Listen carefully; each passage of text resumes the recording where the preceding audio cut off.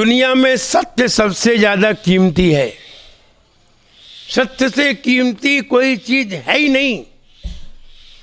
सत्य के लिए सारे असत्य को त्यागा जा सकता है। सत्य को पाने के लिए सारे असत्य को छोड़ा जा सकता है, लेकिन सत्य को पाने के लिए और सत्य से कीमती दुनिया में कोई चीज नहीं है। अब ढूंढना यह है कि दुनिया में सबसे कीमती चीज क्या है, वही सत्य है। सबसे कीमती चीज तलाश करिए, दुनिया में सबसे कीमती वस्तु क्या है। उससे कीमती कुछ नहीं होना चाहिए, तो कुछ भी हो। अब हमें ढूंढना पड़ेगा सारी दुनिया में, हर वस्तु पर नजर डालनी पड़ेगी, उसकी कीमत जाननी पड़ेगी और सबसे ज्यादा कीमती क्या है वो भी जानना पड़ेगा। विचार करो, सबसे ज्यादा कीमती क्या है। विचार करोगे तो तुम्हारी जिंदगी सबसे ज्यादा कीमती है। इससे ज्यादा कीमती कुछ नहीं है, जिंदगी ही सबसे ज्यादा कीमती है। और जिंदगी कोई दूसरी चीज नहीं है, जिंदगी माने हम ही सबसे ज्यादा कीमती है। हम जिस चीज पर रख जाते हैं उस चीज की कीमत हो जाती है। हम अपना दिल जिस चीज पर रख दें उसी की कीमत बढ़ जाएगी। बाजू में प्लॉट पड़ा हो और कोई उसका लेवाल ना हो, कोई कीमत नहीं है उसकी, और 10 लोग आगे खड़े हो जाएंगे हमें चाहिए, तो उसकी कीमत बढ़ जाएगी। हमसे ज्यादा कीमती दुनिया में कोई नहीं है और हमसे बड़ा सत्य दुनिया में कोई नहीं है। हम ही सत्य हैं, बाकी सब असत्य है। कितने बार सुना होगा राम नाम सत्य है। किसका नाम? राम किसका नाम? भगवान का। राम आत्मा का नाम है। आत्मा राम गुणा करम गुण निधिम, राम आत्मा का नाम है। तो आत्मा का नाम ही सत्य है, आत्मा ही सत्य है। अनंत नाम सत्य है, सिद्ध नाम सत्य है और राम नाम सत्य है, बाकी सब असत्य है। और हमने असत्य को सत्य क्यों मान लिया? सत्य को पहले जानोगे, मानोगे, अपनाओगे या बोलोगे? क्या करोगे सत्य के लिए? सत्य पहले मानोगे या जानोगे या अनुभव करोगे या बोलोगे? सत्य बोलो, पहले अनुभव तो करो कि सत्य है क्या। नहीं, तुमने बोला, तुम समझ रहे हो हम सत्य बोल रहे हैं और सत्य नहीं है, तब तो बड़ा विचित्र बात होगी। और जब तक, बताइए, यहां कोई तालाब है, उसमें कोई हीरा है कि नहीं? यहां कोई तालाब है? होगा, आगरा में कोई ना कोई तालाब तो होगा। उसमें हीरा पड़ा है कि नहीं? बताओ, जल्दी बोलो। उसमें हीरा पड़ा है कि नहीं है? पता नहीं है, बस यही तो कह रहे हैं, पता नहीं है। तुम्हारी आत्मा में अनंत ज्ञान है बिल्कुल, पता है? हाँ बोलो। यही तो भ्रांति है, वो हीरे का पता नहीं है और आत्मा में अनंत ज्ञान है, ये पता है। और हीरे का पता नहीं है। हीरा तालाब में पड़ा है कि नहीं? बोले पता नहीं है। अब ये बताओ, तालाब में हीरा तो पड़ा है, तुम्हें पता क्यों नहीं है? क्योंकि तुम्हें आंखों से दिख नहीं रहा है। हीरा तो पड़ा है, आंखों से दिख नहीं रहा है।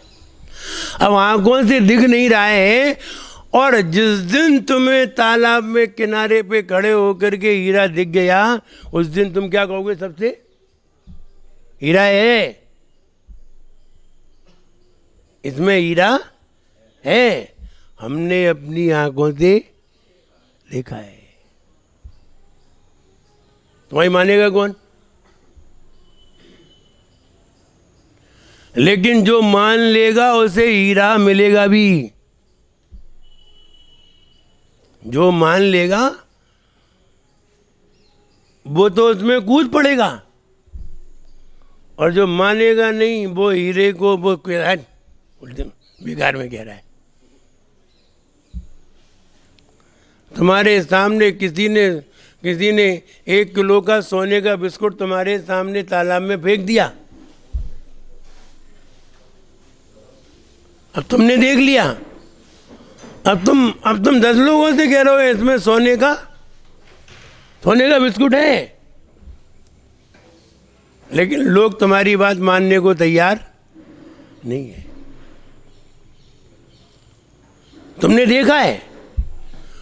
देखा है तो तुमने बता दिया इसमें सोने का बिस्कुट है, सत्य है, लेकिन तुम्हारी कोई बात मानने को तैयार नहीं है। और जो व्यक्ति तुम्हारी मान लेगा वो व्यक्ति उसमें कूद पड़ेगा, और कूद पड़ेगा तो ले भी आएगा। लेकिन ये तो बताओ कूदेगा कौन? तालाब 50 फुट गहरा है, कूदेगा कौन? तैरने वाला। फिर तुम खड़े खड़े वहां पछताओगे, काश मुझे तैरना आता होता तो सोने का बिस्कुट मेरा होता, तो डायमंड मेरा होता, अगर मुझे तैरना आता होता। इतने दुखी होगे तैरने के ऊपर, इतने दुखी होगे कि तुम्हारे मन में ये भाव आ जाएगा, अब हमें तैरना सीखना है, और हम तैरना सीखेंगे, क्योंकि कल फिर कोई ऐसी घटना हो सकती है, तब तो वो मेरे हाथ में होगा। हम तैरना सीखेंगे और मन में ऐसा भाव आ जाएगा। अगर तुम्हें उसमें डायमंड दिखाई दे जाए तो कब दिखाई देगा? तालाब में डायमंड है, तुम्हें दिखाई कब देगा? जब पानी कैसा हो जाएगा? स्वच्छ हो जाएगा, बिल्कुल निर्मल हो जाएगा, उसके ऊपर मिट्टी भी नहीं होगी, उसके ऊपर भी मिट्टी नहीं होगी, और पानी में भी मिट्टी नहीं होगी। अगर उसके ऊपर मिट्टी हुई तो पानी कितना भी क्लीन हो जाए, लेकिन डायमंड दिखाई नहीं देगा। और पानी क्लीन नहीं हुआ तो भी डायमंड दिखाई नहीं देगा। पानी भी क्लीन होना चाहिए और डायमंड के ऊपर भी मिट्टी नहीं होनी चाहिए, और दोनों क्लीन हो जाएं तो किनारे पे खड़े होकर के तुम अंदर के डायमंड को देख सकते हो। दिख जाएगा डायमंड किरणें बिखेरता हुआ।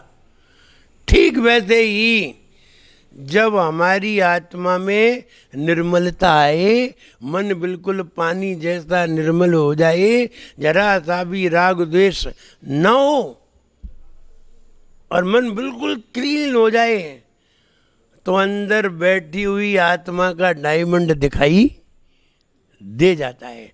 यही सत्य है। और ये दिख गया तो ये सारी दुनिया क्या है? असत्य है। और वो नहीं दिखा तब तक ये सारी दुनिया तुम्हें सत्य लग रही है। यही भ्रांति है, यही हम अटक गए।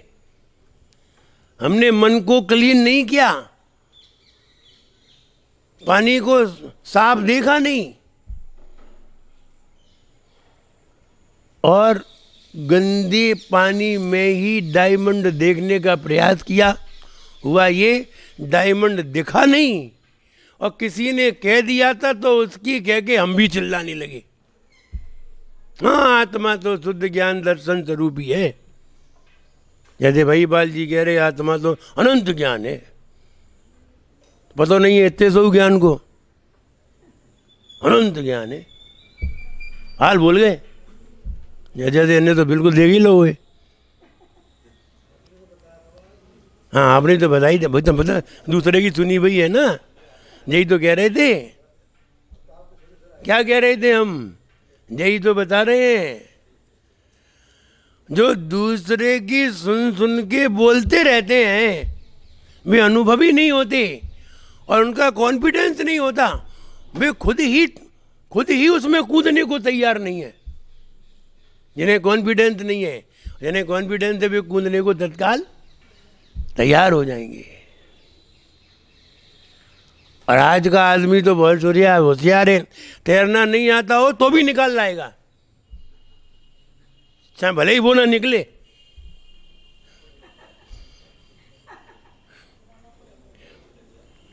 क्योंकि कितना प्रेम है उससे, डायमंड से कितना प्रेम है। वो जान चली जाए तो चली जाए, लेकिन आदमी आज का होशियार है। आज के आदमी की बात मत करिए, ये पुराने जमाने के लोग थे, जरा दिमाग कम था। आज का आदमी तो बहुत होशियार है।